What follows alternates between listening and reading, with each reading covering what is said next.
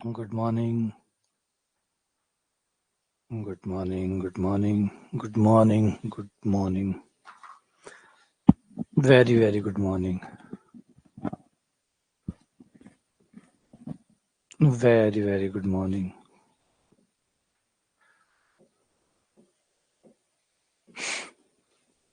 तो हम पढ़ रहे थे कर्व ट्रेसिंग.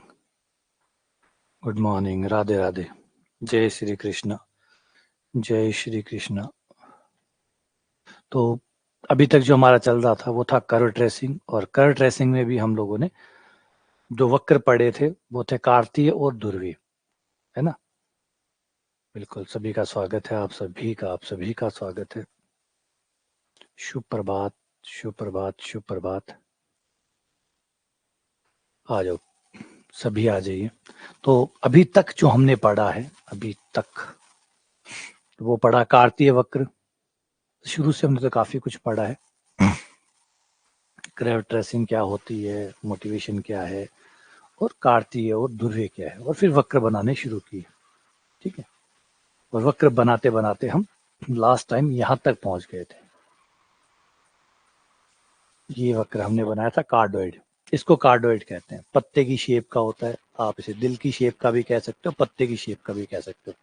मोटा मोटी एक्चुअली ये जो होता है, एक कॉइन के ऊपर दूसरे कॉइन को जब आप चलाते हैं तो आपको कार्डोइड मिलता है ना. ये कोई ऐसा ही नहीं कि कोई रैंडमली कोई कर्व बना दिया गया या यूं ही कोई कर्व बना दिया गया. ये यूं नहीं है. एक्चुअली एक सिक्के के ऊपर जब आप दूसरा सिक्का रखें, एक सिक्के को स्थिर कर दें, मतलब उसके फेविकॉल लगा के गत्ते के ऊपर या फर्श के ऊपर चिपका दें, और एक दूसरा सिक्का लें और उस सिक्के को उसके ऊपर घुमाएं. तो जब दूसरे सिक्के को आप उसके ऊपर घुमाएंगे तो उस दूसरे सिक्के को जिसको घुमा रहे हो उस पर एक पॉइंट बना लो, और उस पॉइंट को चलता हुआ देखो वो पॉइंट कैसे चल रहा है. तो आपको पता लगेगा कि वो कार्डोइड बनता है ना. अगर कार्डोइड आप देखना चाहो, आ जाओ. मैं इसकी शक्ल सूरत दिखा देता हूँ. एक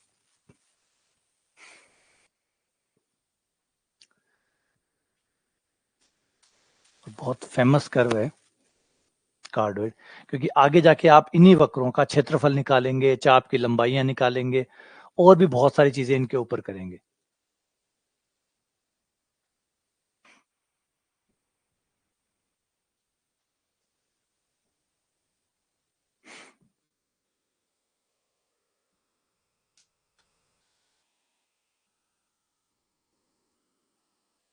देखिए, कार्डोइड ये होता है जब आप एक सिक्के के ऊपर दूसरे सिक्के को चलाते हैं. ये कार्डोइड है. ध्यान से देखो, ये कार्डोइड है जब एक सिक्के के ऊपर, एक सिक्का है जो ब्लू कलर का है जो स्थिर है, उसके ऊपर दूसरे सिक्के को चलाया जा रहा है. एक सिक्के के ऊपर दूसरे सिक्के को चलाया जा रहा है और सिक्के पे एक पॉइंट बना दिया. ऊपर वाला जो सिक्का है जिसको आप घुमा रहे हो उस पर एक पॉइंट ले लो, और उस पॉइंट को चलता हुआ देखो वो पॉइंट कैसे चलेगा. और उसी का जो बिंदु पथ है वही कार्डोइड है. तो कार्डोइड कोई और नहीं है बल्कि एक बिंदु का बिंदु पथ है. जब आप एक सर्कल के ऊपर एक दूसरे सर्कल को घुमाते हो तो एक निश्चित बिंदु को ले लो, कोई भी ले लो निश्चित बिंदु. पहले तो एक काम करो, वो ले लो जहां से उन्होंने टच करना शुरू किया है. दो सिक्के को जहां आप टच करवाते हो उस पॉइंट को ले लो, और उस पॉइंट को अब दूसरा सिक्का जैसे जैसे घूमे उस पॉइंट का पीछा करो, और देखो वो पॉइंट कैसे कैसे क्या चल रहा है. तो उसका पथ जो होगा वो एक कार्डोइड होगा. अब इस सिक्के को हमने यू घुमाया है. अगर यू घुमाया तो ये वाला कार्डोइड आ गया.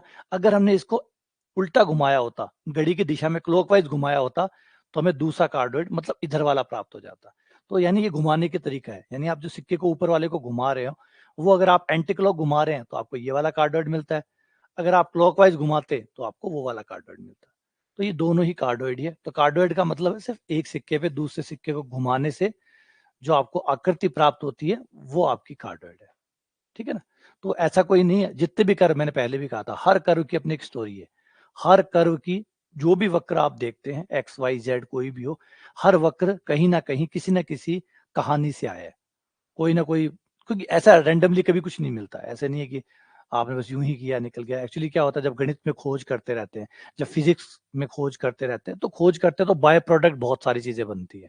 बहुत सारी चीजें और भी निकल निकल के आती है. तब ये कर्व, ये इक्वेशंस, ये बहुत सारी चीजें जो आप पढ़ते हैं, ये कहीं ना किसी थ्योरी के द्वारा, डिस्कवरी के द्वारा बीच में से निकल के आए थे. तो ये भी एक ऐसा ही कर्व है जो आप यहाँ देख सकते हैं. ये दिखा रहा है कि जैसे जैसे आप घुमाओगे आपको ये कार्डोइड मिल जाएगा. लेकिन अगर आप इसी को और डायरेक्शन में घुमाएं तो आपको दूसरा कार्डोइड मिल जाएगा. यानी है तो ये कार्डोइड ही, और कार्डोइड में भी दो कार्डोइड है, क्लॉकवाइज वाला और एंटी क्लॉकवाइज वाला। अभी ये दिख रहा है, इसमें आप एंटी क्लॉक घुमा रहे हैं, इसमें आपने एंटी क्लॉक घुमाया है तो आपको ये मिला है ना, आपने एंटी क्लॉक घुमाया आपको ये मिला। अगर आपने इसको क्लॉक घुमाया होता, मतलब इसी सिक्के को अगर आपने क्लॉकवाइज घुमाया होता तो आपको ये वाला कर्व मिलता, इसके बजाय दूसरा कर्व मिलता, ये इधर से।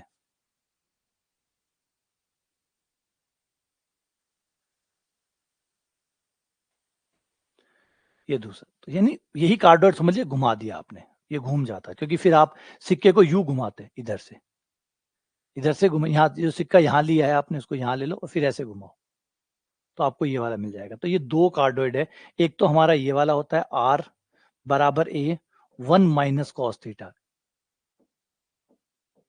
और ये होता है आर ए 1 + cos थीटा।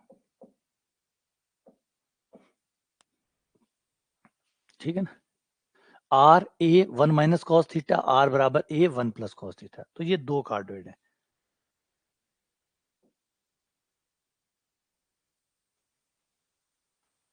ठीक है, एक तो ये वाला हो गया आपका, ये है प्लस वाला, इसका मुंह प्लस की तरफ जा रहा है ना, ये प्लस वाला है, तो ये है आर बराबर ए 1 + cos थीटा। ये देखो, ये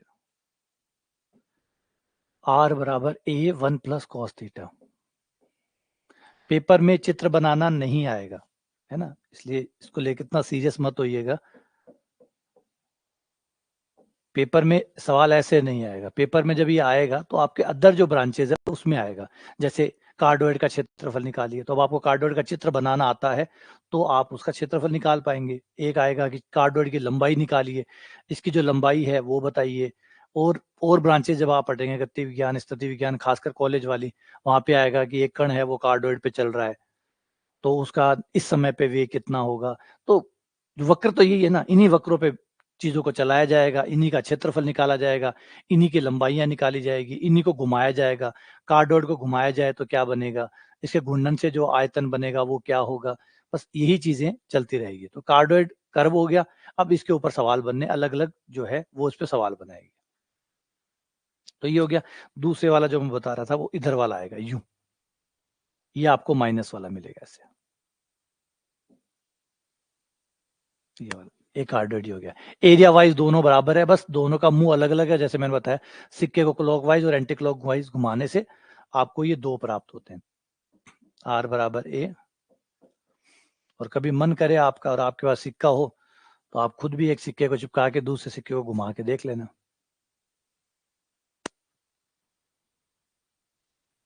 ठीक है ना, तो ये हो गया दो चीजें, एक तो ये आर बराबर ए 1 + cos थीटा, एक हो गया आर बराबर ए 1 - cos थीटा। तो आपके दो ग्राफ है। क्लियर, चलो आ जाओ आगे बढ़ते हैं।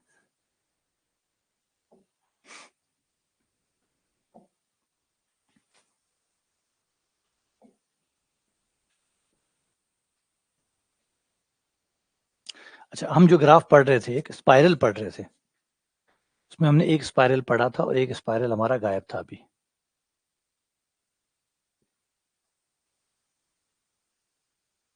ये देखो, ये स्पाइरल हम पढ़ रहे थे। दो स्पाइरल होते हैं, एक होता है आर बराबर ए थीटा, एक होता है आर थीटा बराबर एक स्पाइरल ये जो था, ये जो हमने बनाया था, एक स्पाइरल, एक दूसरा स्पाइरल। ये जो दोनों स्पाइरल है दोनों को साथ में बनाते हैं, जिससे दोनों के बीच का डिफरेंस समझ में आएगा, वरना देखने में दोनों एक जैसे से ही लगते हैं, बस एक बारीक सा अंतर है दोनों में। एक है आर बराबर ए थीटा, इसमें साफ दिख रहा है कि थीटा और आर समानुपाती है। और एक में है आर थीटा बराबर ए, इसमें दिख रहा है कि आर और थीटा एक दूसरे के व्युत्क्रमानुपाती है। यहाँ आपको समानुपाती नजर आएगा, यहाँ व्युत्क्रमानुपाती नजर आएगा। यहाँ आपका जो आर है वो समानुपाती है थीटा के, और यहाँ पे जो आर है थीटा को यहाँ भेज दूं, ए को हटा दूं तो व्युत्क्रमानुपाती है। यानी यहाँ पे और यहाँ पे जो रूल है वो अलग अलग है। यहाँ रूल है कि थीटा बढ़ेगा, अगर ये बढ़ेगा तो सीधे तौर पे आर भी बढ़ेगा। जैसा थीटा पे होगा वैसे ही आर पे होगा। अगर थीटा कम होता है, अगर ये कम होता है तो फिर ये भी कम होगा। बढ़ेगा तो ये भी बढ़ेगा, कम होगा तो ये भी कम होगा। अच्छी चीज ये है कि हम बढ़ेगा के आधार पे ग्राफ बना लेते हैं कि बढ़ेगा बढ़ेगा, कोण को भी बढ़ाते हैं, आर भी बढ़ेगा। कोण बढ़ेगा, कोण तब बढ़ता है जब घूमता है, कोण तब बढ़ता है जब घूमता है, और आर तब बढ़ता है जब दूर जाता है। तो यानी आपका ये ग्राफ ऐसा बनेगा कि आप घूमते भी रहो और दूर भी जाते रहो, घूमते भी रहो और दूर भी जाते रहो। तो ऐसा कोई डायग्राम यहां नजर आएगा। यहां पहले एक चीज तो देख सकते हो, जब थीटा का मान 0 है, जब थीटा का मान 0 है तो आर का मान भी 0 है। थीटा 0 पे आर 0, तो कण यहां से शुरू होगा, जो वक्र है वो यहां से शुरू होगा और फिर घूमता जाएगा और दूर होता जाएगा। ऐसा ग्राफ आपको नजर आएगा।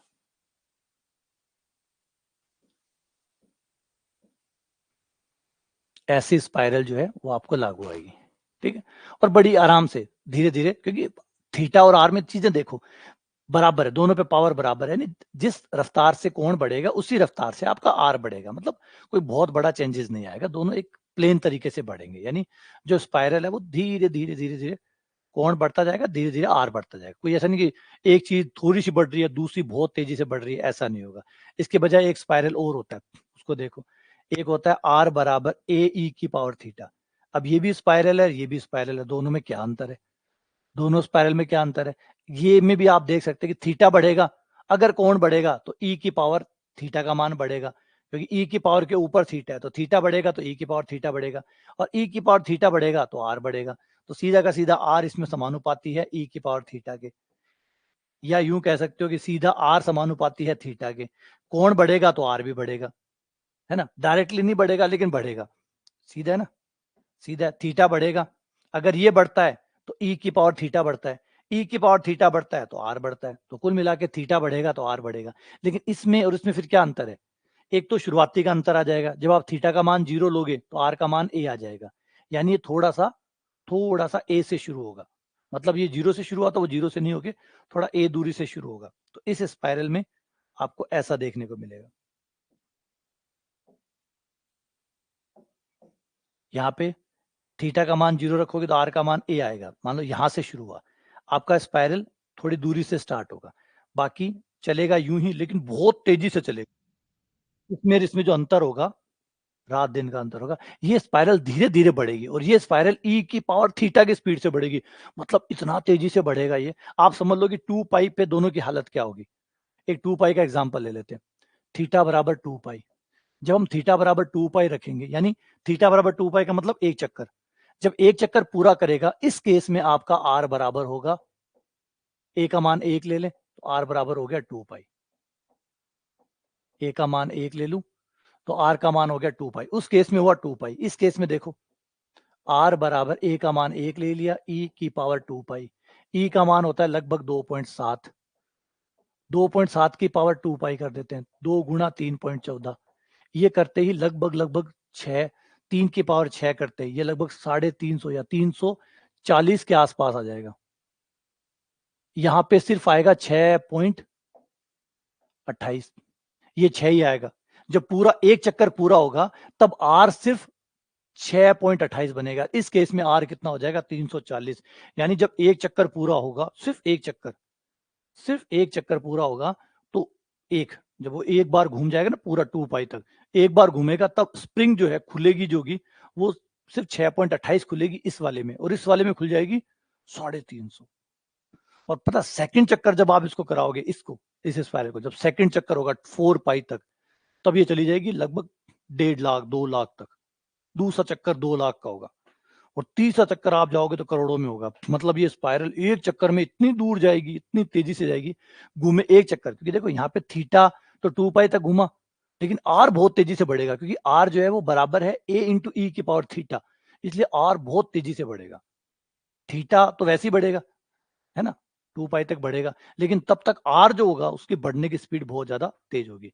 तो स्पाइरल घूमेगी, स्पाइरल तो घूमेगी, लेकिन आर बहुत तेजी से बढ़ेगा। यहाँ दोनों लीनियरली बढ़ रहे हैं, रेखिक रूप से बढ़ रहे हैं, जितना थीटा बढ़ेगा उतना ही आर बढ़ेगा, लेकिन यहाँ वैसा नहीं है, यहाँ पे रफ्तार अलग है। ये दोनों में आपको फर्क नहीं, दोनों है स्पाइरल, दोनों ही स्पाइरल है, बस बढ़ने की स्पीड जो है उसका अंतर है, दोनों की स्पीड में अंतर है।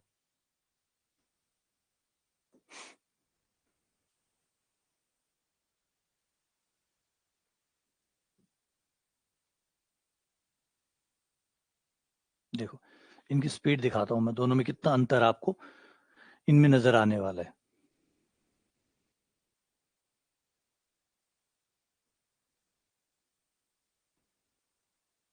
हाँ ई वाला ई की पावर में आ गया ना, है ना, आ जाओ।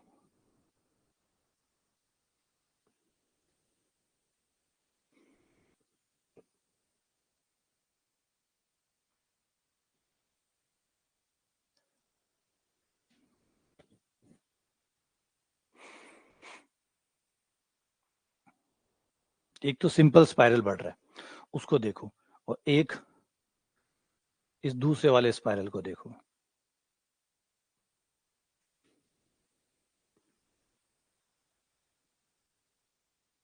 ये देखो इस स्पाइरल को देखो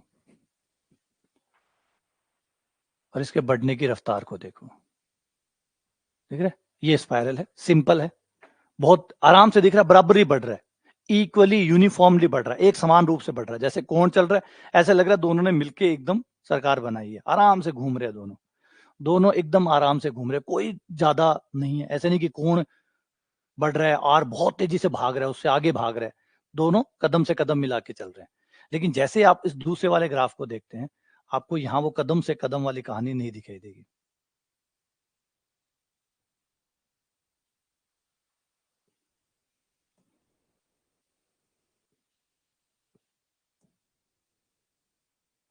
अब देखो इस दूसरे ग्राफ में देखो, ऐसा लग रहा है कि इसको बहुत जल्दी है, एक चक्कर ही आपको नहीं दिख रहा होगा, जबकि ये चक्कर काट रहा है, इसका चक्कर दिख नहीं रहा है, ये देखो, देखा, अभी तक एक चक्कर नहीं हुआ इसका, ये देखो, सिर्फ एक चक्कर मैं लूंगा तो ये शायद दूसरा चक्कर है, ये देखो ये सेकंड चक्कर है इसका, ये यहाँ कितने पे आ गए, इकाई, दाई, सैकड़ा, हजार, 10,000, 1 लाख, बंदा 1 लाख तक आ चुका है। और ये देखो यहाँ आके इसने लगभग लगभग 3.5 लाख पे इसने अपना 2 चक्कर पूरे किए हैं, ये 2 चक्कर है, इसको खोलोगे तो इसका एक चक्कर पूरा तो हम एक बार में देख ही नहीं सकते, इसका चक्कर पूरा कट रहा है, लेकिन जूम कर करके हमें एक चक्कर देखना पड़ रहा है, एक चक्कर यहाँ है, वो आपका पहले वाला तो चक्कर गायब भी हो गया।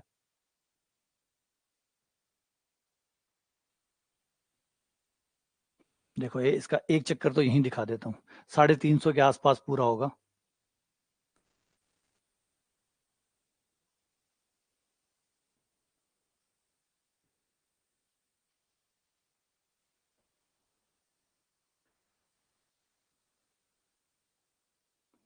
ये देखो ये यहाँ आ गया, ये देखो ये एक चक्कर पूरा हुआ है, यहां से घूमा था ये देखो ये 2 पाई तक हो गया पूरा, और 2 पाई तक एक चक्कर पूरे करने करने में यहाँ कितना 550 आ गया क्या, लगभग 550 पे इसने एक चक्कर पूरा किया है, 550 पे। और सोचो अगर ये सेकंड चक्कर काटता है तो पूरा करता है 3.5 लाख के आसपास, जब 2 पाई से 4 पाई वाला चक्कर पूरा करता है तो ये 3.5 लाख के आसपास जाता है, और उसके बाद अगला चक्कर काटता है तो 10 करोड़ 15 करोड़ के आसपास तीसरा चक्कर पूरा होता है, मतलब काट चक्कर ही रहा है, घूम रहा है, लेकिन घूमने का जो एक्सपेंशन है इसका आर का, वो बहुत एक्सपोनेंशियल ऑर्डर है, इसी को तो एक्सपोनेंशियल ऑर्डर कहते हैं, एक्सपोनेंशियल ऑर्डर में चीजें बहुत तेजी से बढ़ती है, बहुत ज्यादा तेजी से, मतलब जो नॉर्मली बढ़ना होता है, नॉर्मली बढ़ना तो बेचारे इसका है, ये अपना आराम से बढ़ रहा है, साफ दिख भी रहा है कि हाँ भाई ये बढ़ रहा है, आगे अपना विकास कर रहा है ना, बढ़ना तो इसका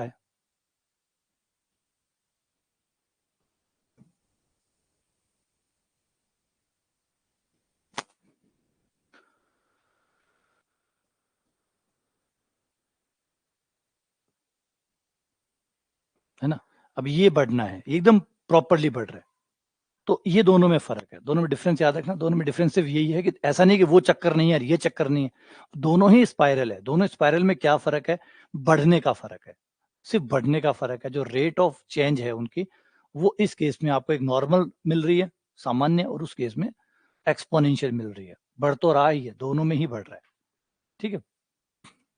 अच्छा हमारा तीसरा ग्राफ जो है वो है दूसरा स्पाइरल, ये हो गया। अब एक स्पाइरल और है हमारा, एक है व्युत्क्रमानुपाती। ये हमें कहता है कि जब थीटा कम होगा, थीटा कम होगा, आर का मान जब कम करोगे तो आर का मान बढ़ेगा।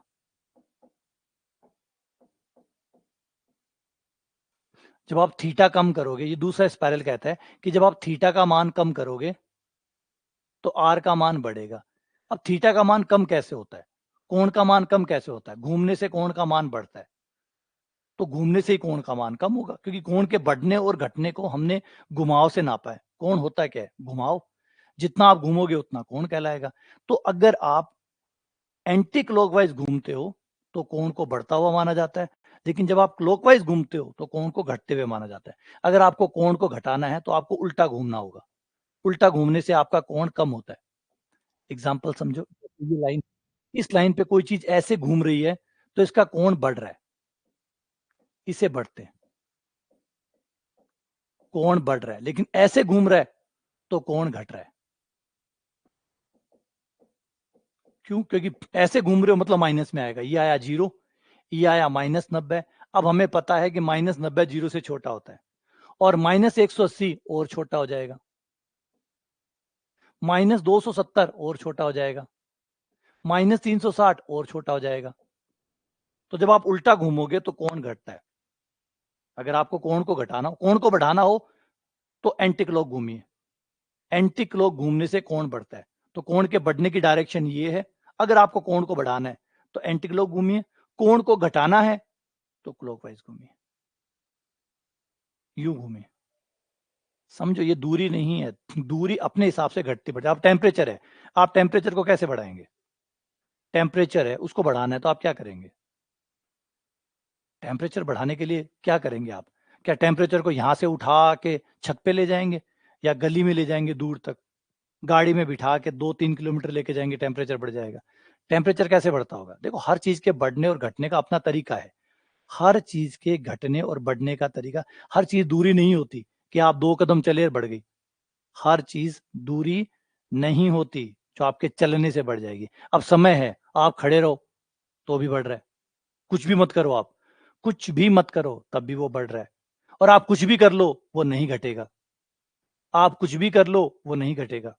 तो कई चीजें ऐसी है जिनके बढ़ने और घटने का अपना अपना तरीका है, उनको घटाने का, उनको बढ़ाने का अपना अपना तरीका है। टेम्परेचर को आप ऐसे नहीं बढ़ा सकते, टेम्परेचर को आप ऐसे नहीं बढ़ा सकते कि दूर ले जाके। ऐसे ही कोण का अपना तरीका है, कोण को बढ़ाना है या घटाना है तो एंटी क्लॉकवाइज घुमाओगे तो कोण बढ़ेगा, क्लॉकवाइज घुमाओगे तो कोण घटेगा। दूरी वाला आइडिया ठीक है कि आप चलोगे तो दूरी बढ़ेगी, नहीं चलोगे तो दूरी उतनी रह जाएगी, पीछे चलोगे तो दूरी माइनस की हो जाएगी, कम हो जाएगी। तो दूरी में तो सिस्टम ठीक है ये, लेकिन ये चीज हर चीज पे लागू नहीं होती कि चलने से चीजें बढ़ जाती है, चलने से नहीं बढ़ती है। ये ध्यान रखना आपने।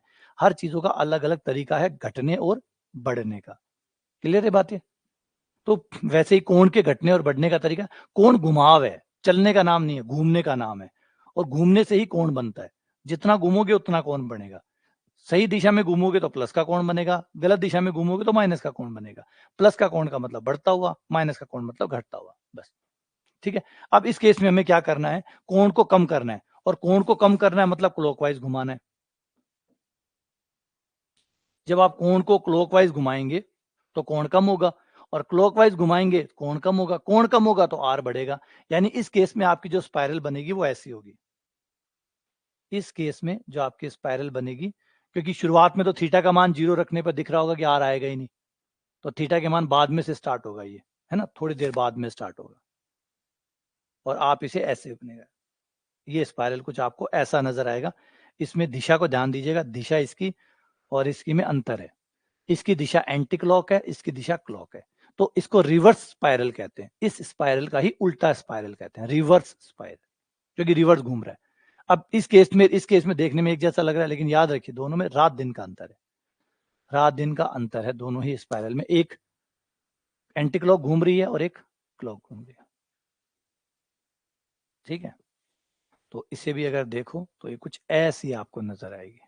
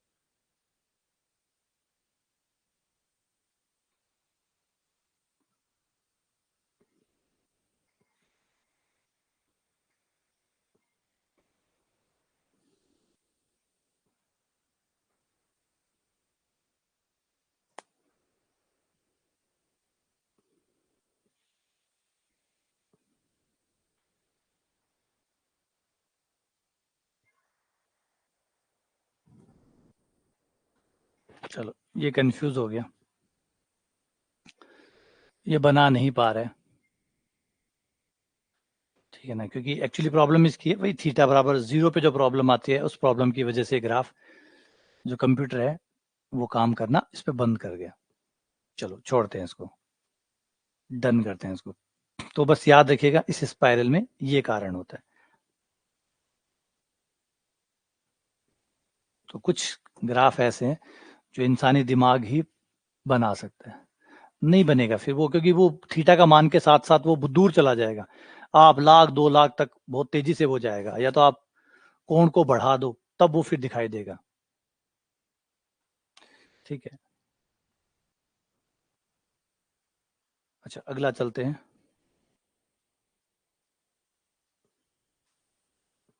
एक और लेते हैं ऐसा ही ग्राफ।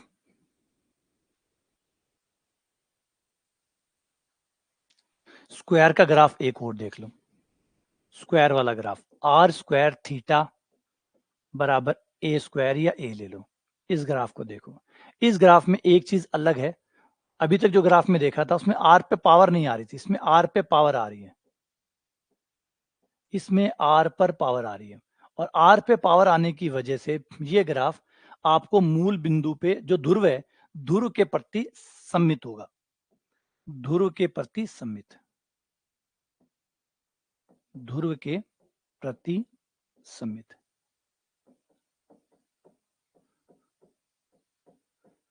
यानी जो आपका ध्रुव है उसके प्रति आपको सम्मित नजर आएगा। यानी ग्राफ के दो टुकड़े बनेंगे, एक टुकड़ा जैसे भी क्लॉकवाइज घूम रहा है तो वो जो क्लॉकवाइज घूम के जो भी डायग्राम बना रहा है, एक दूसरा एंटी क्लॉकवाइज घूमकर वैसा ही डायग्राम सेम टू सेम उसके रिपीटेशन में बनाएगा। क्योंकि यहाँ देख सकते हो कि आर का मान अगर मैं निकालता हूं तो आर का मान 2 आएंगे यहाँ पे, आर बराबर आएगा प्लस माइनस ए बट्टा अंडर रूट थीटा।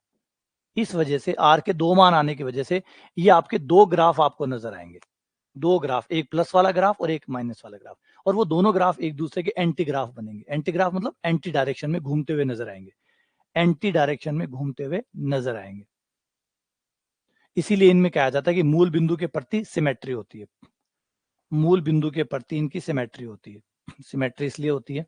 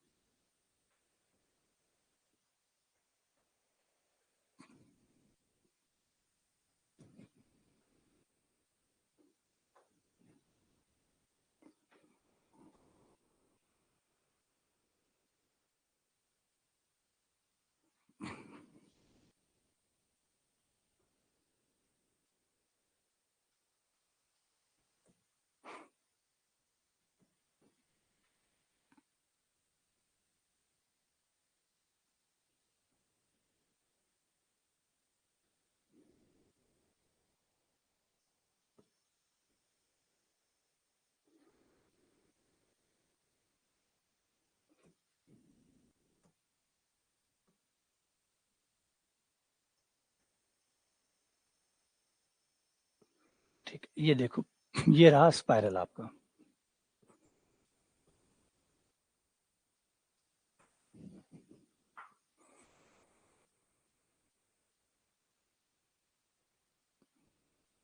ठीक है, ये आपका स्पाइरल है। अब इसमें 2 स्पाइरल बनेंगे, एक स्पाइरल देखिए आपका ये वाला जो है वो एक डायरेक्शन में घूम रहा है। अब सेम एक दूसरा स्पाइरल और बनेगा जो माइनस का होगा और उसके विपरीत डायरेक्शन में, जहां से ये स्टार्ट कर रहा है उसके विपरीत दिशा में स्टार्ट करेगा और ये घूम घूम के उधर जा रहा है, ये उधर जा रहा है, वो घूम घूम के इधर जाएगा। देखो दूसरे वाला इसका, इसका सेकंड पार्ट, क्योंकि मैं अलग अलग दिखा रहा हूँ दोनों को ताकि समझ में आ जाए कि दोनों क्यों 2 बनते हैं।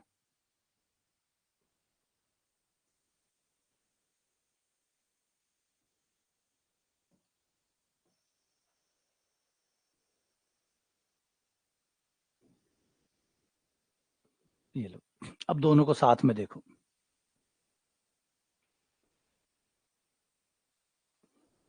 दिख रहा है दोनों में, ये दोनों में साथ में, ये दोनों ग्राफ एक दूसरे के अपोजिट है। क्यों? क्योंकि जब आर स्क्वायर होगा ना, आर स्क्वायर होगा तो आपको दो टुकड़े मिलेंगे। आर स्क्वायर है, आर स्क्वायर का मतलब आर स्क्वायर उधर जाएगा, स्क्वायर उधर जाएगा तो प्लस माइनस दो बनेंगे, दो बनेंगे तो एक लॉक होगा और एक एंटी क्लॉक होगा, तो दो विपरीत डायरेक्शन में आपको दो मिलेंगे, दो ग्राफ आपको विपरीत दिशा में मिलेंगे। अगर आप उसको जूम करके देखें तो आप दोनों की डायरेक्शन देखेंगे बिल्कुल एक दूसरे के खिलाफ जा रहे हैं,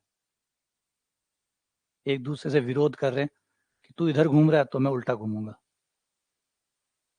देखो रेड वाले को देखो और ब्लू वाले को देखो, रेड को देखो, ये देखो यहां से ये रहा, ब्लू वाला यहां से घूम रहा है और यूं घूम रहा है, रेड वाला यूं घूम रहा है, रेड वाला यूं घूम रहा है, तो आपको दिखाई देगा कि ब्लू वाले यूं घूम रहे इधर, ऐसे क्लॉकवाइज घूमकर कक्षा छोड़ रहे हैं। रेड वाले को देखो, रेड वाला यूं घूम रहा है और फिर क्लास को छोड़ के वो, तो दोनों में ये फर्क जो है, ये क्यों आया? क्योंकि आर का स्क्वायर था, स्क्वायर था तो एक पॉजिटिव पार्ट आया, एक नेगेटिव पार्ट आया, इस वजह से दोनों में आपको वो डिफरेंस नजर आएगा। ठीक है ना? और ये ऐसा सुंदर सा ग्राफ मिलेगा। उल्का पिंड उलझ ना,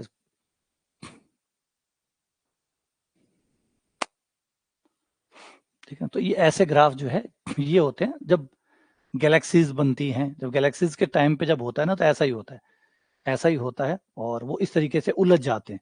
और उलझ कर जब दो यूनिवर्स पास में आते हैं, एक दिन कल भी एक ग्राफ आया था, मैंने बताया, जब दो यूनिवर्स पास में आते हैं वो आपस में मिल जाते हैं, मिक्स हो जाते हैं पहले, और फिर इतनी ज्यादा ग्रेविटी हो जाती है, इतना ज्यादा ग्रेविटेशन फोर्स वहां इकट्ठा हो जाता है कि कुछ समय बाद दोनों एक दूसरे को वापस फेंक देते हैं।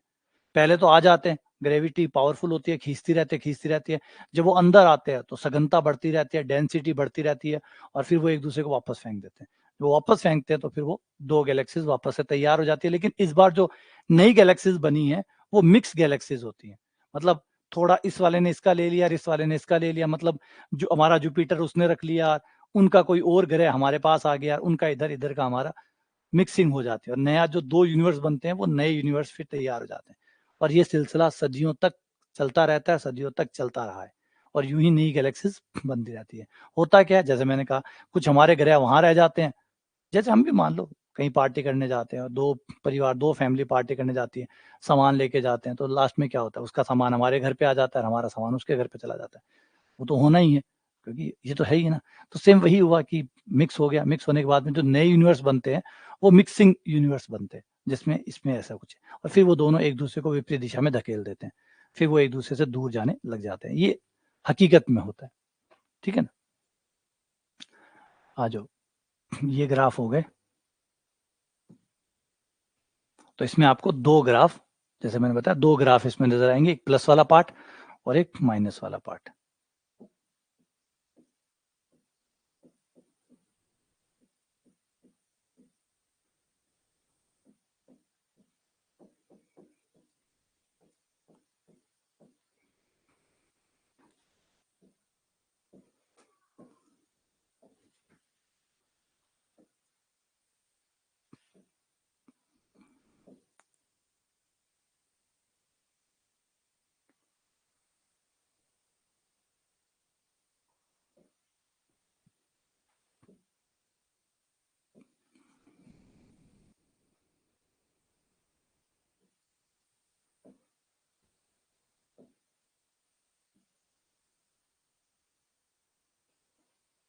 ये देखो, यूं बनाने में मजा आ रहा है, ये यूं ऐसा ग्राफ जो है वो आपको दिखता है, मतलब उलझे हुए से दो, और ये ग्राफ बनता है जब आप आर स्क्वायर बराबर होता है, जब आपका आर स्क्वायर आ जाता है समीकरण में, तो आपको ऐसा ग्राफ देखने को मिलता है। आ गया समझ में? ये ग्राफ समझ में आ गया, बेसिक ग्राफ।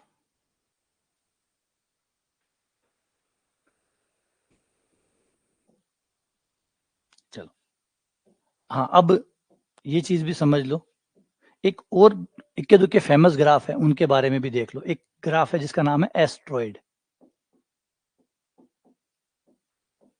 एस्ट्रॉइड।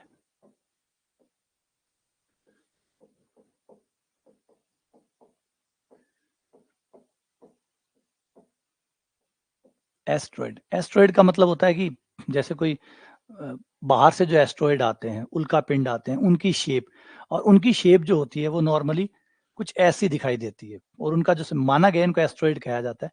x की पावर 2/3 प्लस y की पावर 2/3 बराबर a की पावर 2/3। ये जो समीकरण होता है ये एस्ट्रॉइड का होता है, एस्ट्रॉइड का समीकरण है, और ऐसा आपको इसका डायग्राम दिखता है।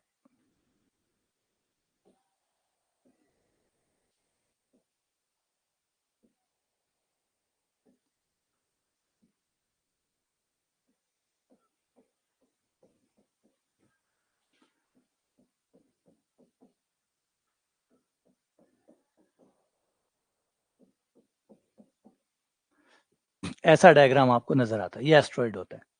ऐसा डायग्राम जो है ये एस्ट्रॉइड होता है।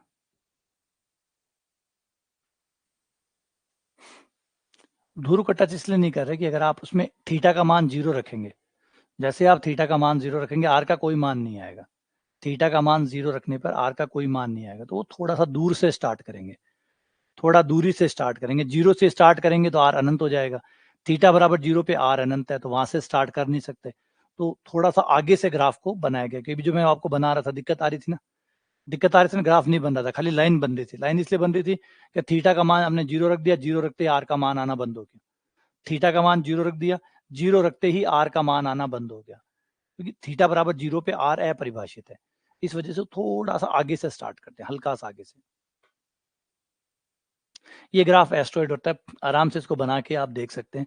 पहले इसमें समितियां हैं, क्योंकि x पे इस समीकरण को आप ऐसे लिख सकते हैं, x की पावर 1/3 का स्क्वायर, ठीक है, y की पावर 1/3 का स्क्वायर। तो देख सकते हो कि यहाँ स्क्वायर है, यहाँ समघात है, x पे भी समघात है, चाहो तो 2 पावर अंदर ले लो, 1/3 पावर बाहर ले लो, तो यहाँ पे समघात है।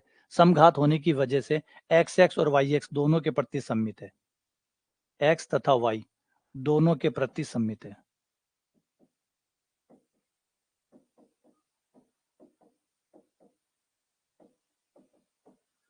x और y दोनों के प्रति सम्मित है। मूल बिंदु से नहीं जाता, मूल बिंदु से नहीं जाता,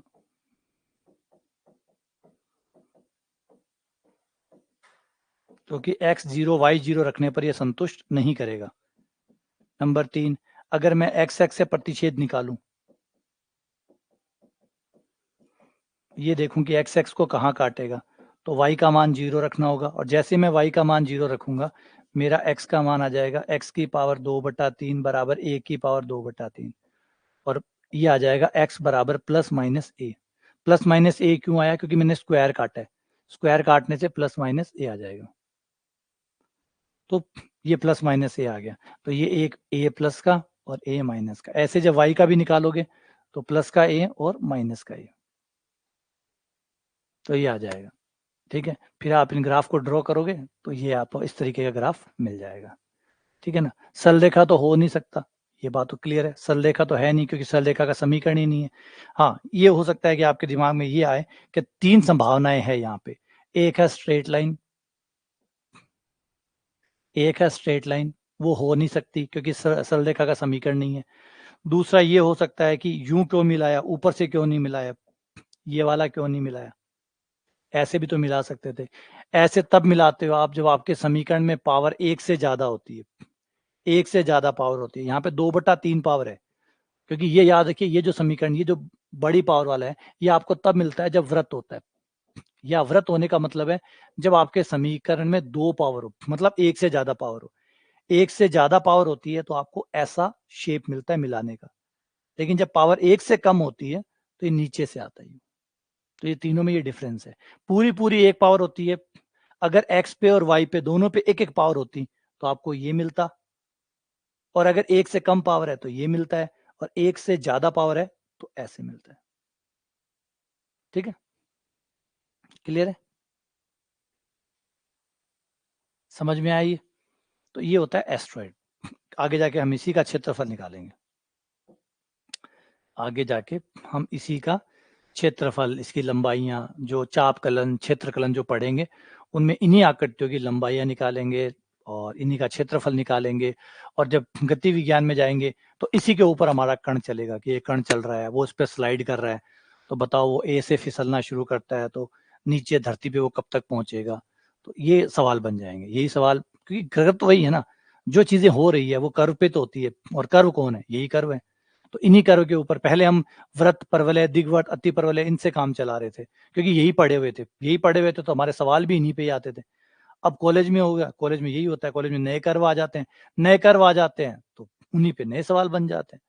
याद करो 12th में आपने क्या पढ़ा, वृत्त का क्षेत्रफल, दिग्वट का क्षेत्रफल, अति परवलय का क्षेत्रफल, सरल रेखा, वृत्त और सरल रेखा के काटने से जो क्षेत्रफल बना वो।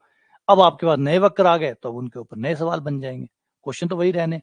अब क्षेत्रफल आपसे कार्डोइड का पूछेगा, एस्ट्रॉइड का पूछेगा, इनकी लंबाइयां पूछेगा, अब आपके इन वक्रों पे सवाल आ जाएंगे। तो ये इसलिए इंपॉर्टेंट हो जाता है कि आपको नए वक्र पता हो, जैसे आपको वर्त, परवलय, दिग्वर्त ये पता है, वैसे आपको ये भी पता होने चाहिए, क्योंकि अब सवाल, कॉलेज वाले सवाल इन पे भी बनेंगे। ठीक है ना। तो ये ग्राफ हो गए, ये खास ग्राफ है। और इसमें एक और ग्राफ ले लो, वैसे मैंने पढ़ाया हुआ है ये लास्ट टाइम, उन लेक्चर में देख लिया होगा आपने। एक है द्विपाशी, आर स्क्वायर बराबर ए स्क्वायर कॉस 2 थीटा, ये द्विपाशी कहलाती है।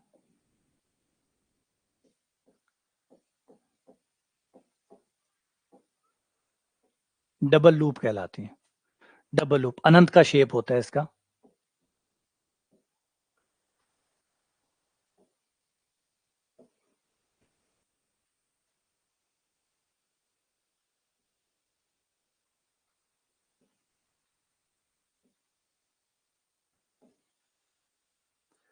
आपको इन्फिनिटी जो है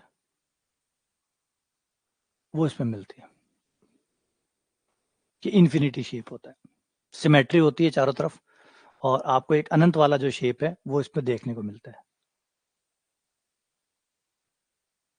कर्व ट्रेसिंग की कोई थ्योरी है नहीं, थ्योरी में क्या डालू उसके अंदर, समिति, वो आपको मैंने यहाँ दिखा दी, समिति चेक कर लो, मूल बिंदु से जाता है, अनंत स्पर्शी निकाल लो, समांतर है।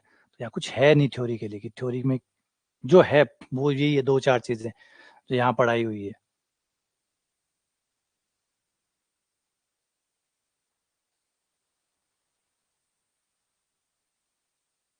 ये मैंने यहाँ पे ये पढ़ा दिया आपको, सिमेट्री क्या होती है, एक सिमेट्री है, एक ओरिजिन है,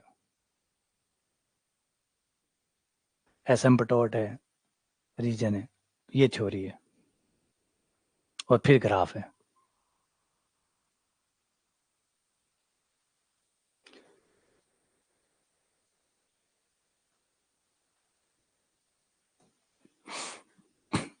ठीक है ना।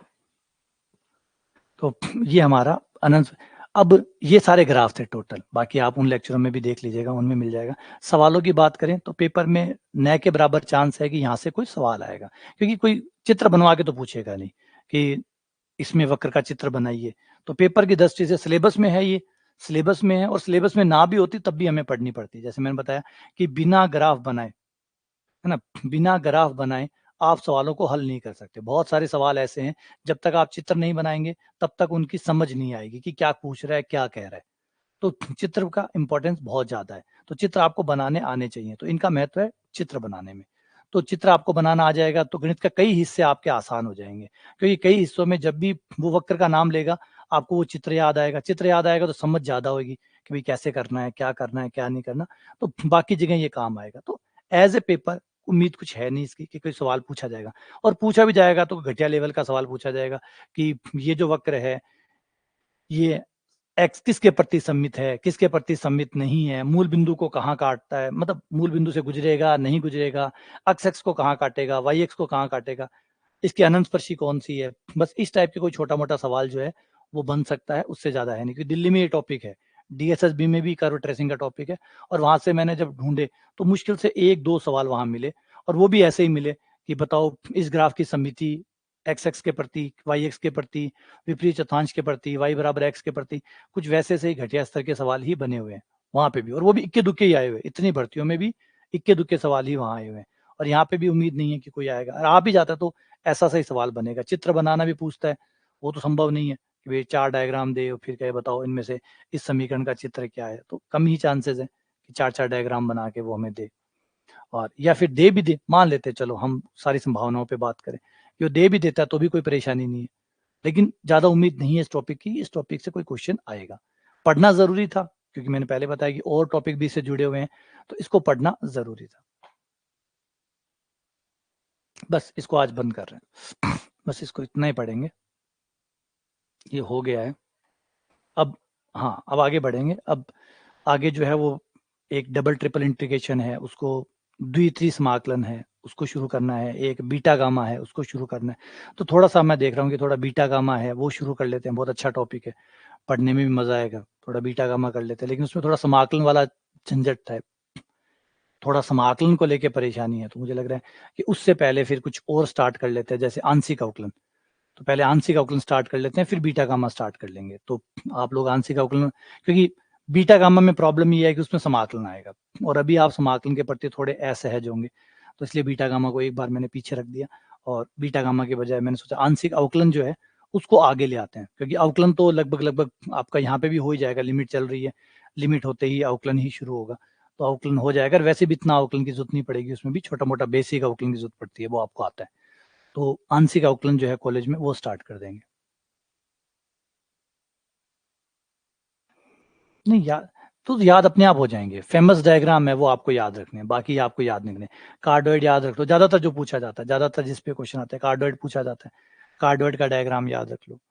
और दूसरा एक फोलियम आता है, फेमस है फोलियम। फोलियम पे तो पूरे भारत में सवाल आते हैं, फोलियम को पकड़ लो। फोलियम का जो डायग्राम है वो पकड़ लो।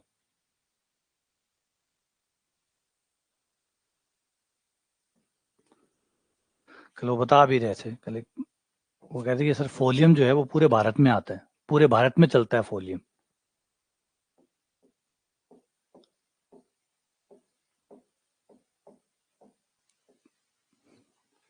X cube plus y cube,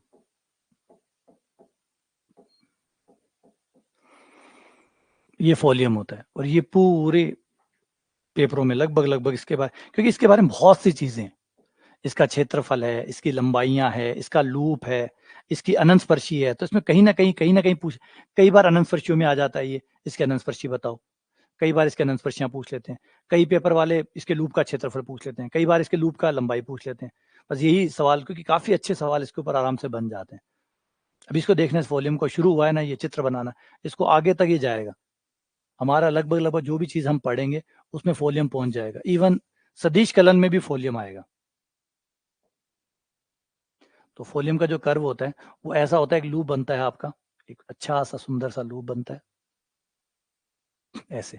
और लूप बनने के बाद में ये ग्राफ जो है ऑक्टोपस की तरह इसकी दो टांगे निकलती है और जो अनंत तक चली जाती है।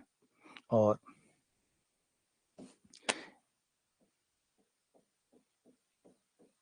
लेकिन कुछ चीजें ऐसी है जिसको आप अगर याद रखोगे तो थोड़ा एडवांटेज आपको मिलेगा। कल की एक बात है, कल एक चीज चल रही थी, अनंत स्पर्शी का एक सवाल था, तो उसमें पेपर में था, पता नहीं कौन से पेपर में था, वो भी आपको भी पढ़ानी है। एक ध्रुवीय अनंत स्पर्शियां और होती है, ध्रुवीय अनंत स्पर्शियां, ध्रुवीय अनंत स्पर्शी मतलब आर और थीटा के रूप में अनंत स्पर्शी।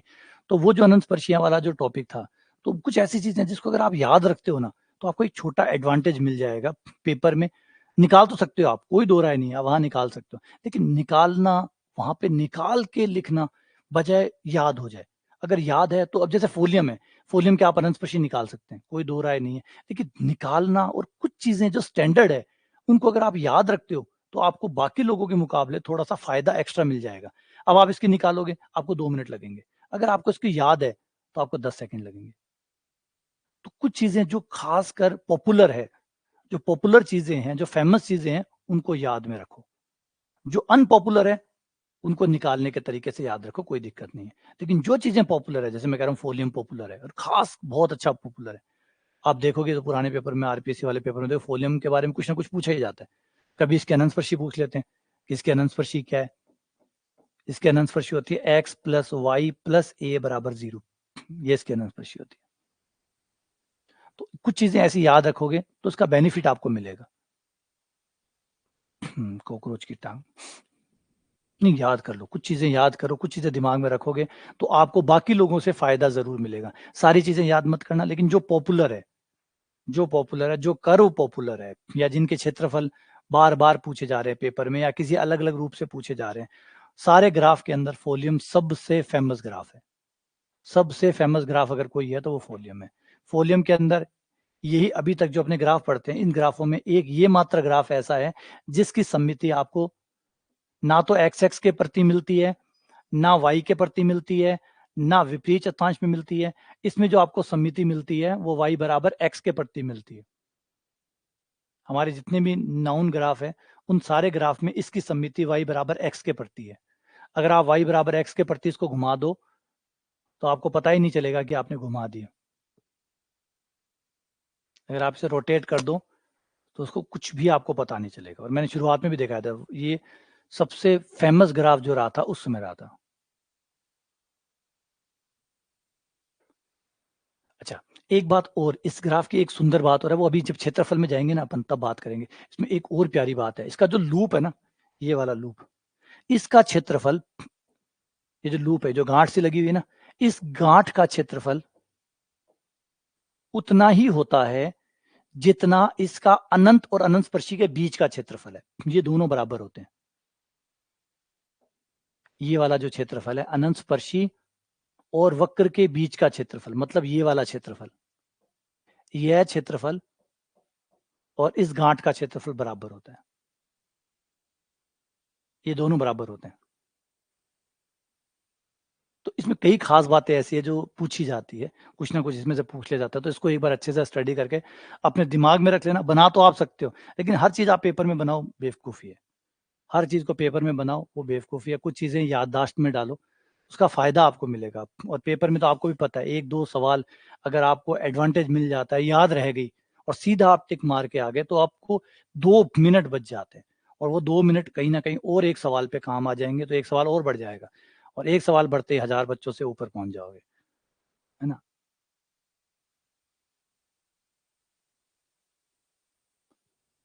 ठीक है, क्लियर। दुर्गेश फोन कर लो, दुर्गेश फोन कर लो। अगर कोई प्रॉब्लम है तो कॉल करो नंबर पे, वो बता देंगे कि क्या करना है क्या नहीं करना है। ऐप को अनइंस्टॉल कर लो। वीडियो देख रहे हो तभी तुम यहाँ पे हो, है ना। वीडियो नहीं देख पाते तो यहाँ कैसे होते।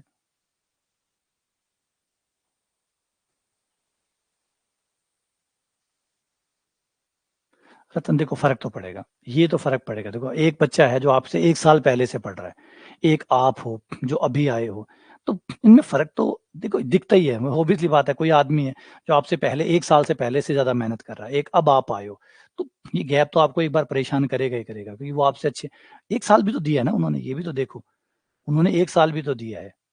वो भी तो एडवांटेज है कि उनके पास 1 साल, उन्होंने अपना पहले आपसे पहले 1 साल इन्वेस्ट किया है। अब एसआईपी आप करवाते हैं, एसआईपी में अगर आप 1 साल पहले एसआईपी कराते हैं किसी और बंदे से, तो लगभग लगभग लॉन्ग टर्म में आपका पैसा पहले वाले के मुकाबले डबल हो जाता है। पहले वाले के मुकाबले डबल होता है आपको।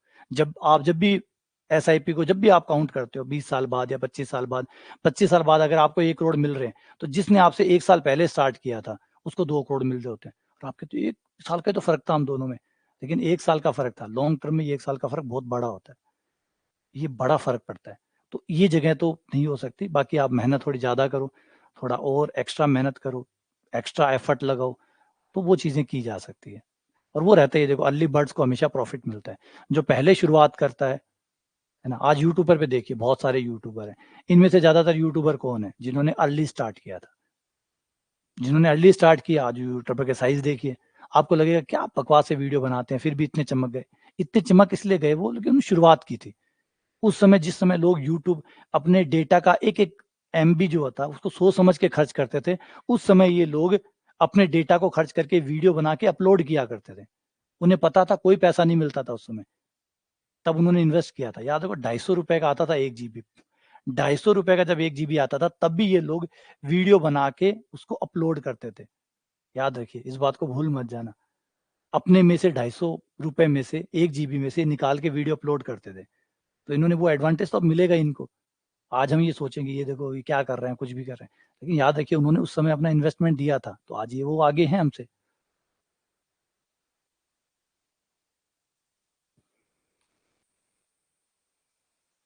हाँ, बढ़िया, होनी भी नहीं चाहिए। फर्क पड़ेगा, देखो ये आपको जब भी स्टार्ट, जिसने भी अर्ली स्टार्ट किया है ना, जो शुरुआत सबसे पहले स्टार्ट करता है, वो हमेशा बाकी लोगों से आगे रहेगा। अब उसे एक ही आदमी पिछाड़ सकता है, वो है उसकी खुद की अनियमितता।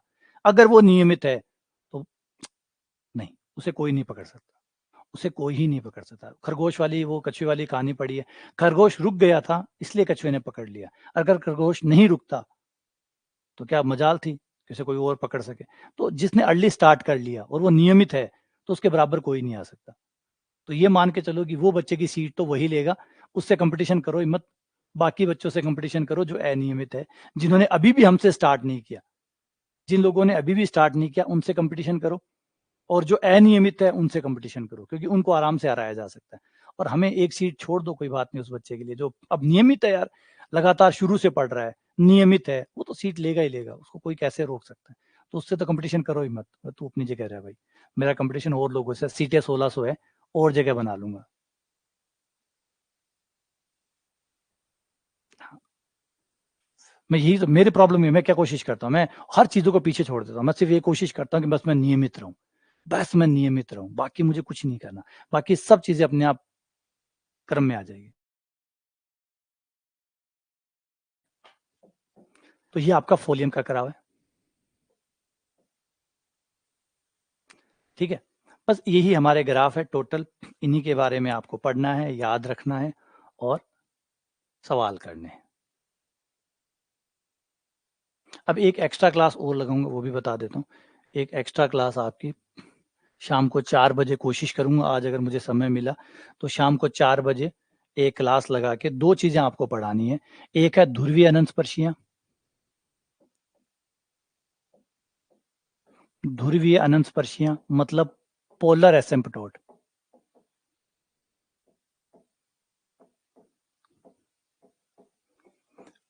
अभी संस्कृत विभाग ने ये शुरुआत की थी ध्रुवीय अनंतस्पर्शी की, इससे पहले सवाल नहीं देखा है। पहली बार ही संस्कृत विभाग वाला जो पेपर आया है उसमें ध्रुवीय अनंतस्पर्शियां है। ध्रुवीय अनंतस्पर्शी का मतलब है ऐसी अनंतस्पर्शियां जो आर और थीटा के रूप में। इस बार इन्होंने पहली बार ये शुरुआत की है। नॉर्मली कार्तीय अनंतस्पर्शियां ही आती थी। ताराचंद फोन कर लो, वो जो नंबर है उन नंबरों पे कॉल कर लो, वो सब बता देंगे। तो ध्रुवीय अनंतस्पर्शियां जो है वो आर और थीटा के रूप में होते हैं, जैसे एक्स और वाई के रूप में आप निकालते हैं। एक अनंतस्पर्शियां आर और थीटा के रूप में, अगर कर्व जो है वो ध्रुवीय रूप में लिखा हुआ है तो उसके अनंतस्पर्शी भी ध्रुवीय रूप में निकाली जा सकती है। तो वो जो है वो टॉपिक नॉर्मली पहले पेपर में नहीं आते थे। अब इसी बार जो आरपीएससी का पेपर हुआ है संस्कृत विभाग वाला, उन लोगों ने ये शुरुआत की है। और सिलेबस में लिखा हुआ है अनंतस्पर्शियां, इसका मतलब उसमें ध्रुवीय भी आती होगी, क्योंकि उन्होंने ये तो नहीं कहा ना कार्तीय अनंतस्पर्शियां, उन्होंने कहा अनंतस्पर्शियां। जब अनंतस्पर्शियां कहा है तो जितने प्रकार की अनंतस्पर्शियां होती है सारी आती है। तो एक क्वेश्चन इन्होंने संस्कृत विभाग वालों ने इस बार डाला था। तो टॉपिक छोटा सा ही है, क्यों रिस्क ले।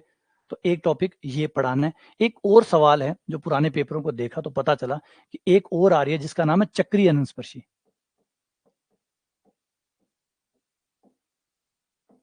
ये छोटे छोटे टॉपिक है, लेकिन इनके ऊपर सवाल, एक एक क्लास लगेगी, इतने में ये कवर हो जाएंगे। साइक्लिक एसिम्पटोट,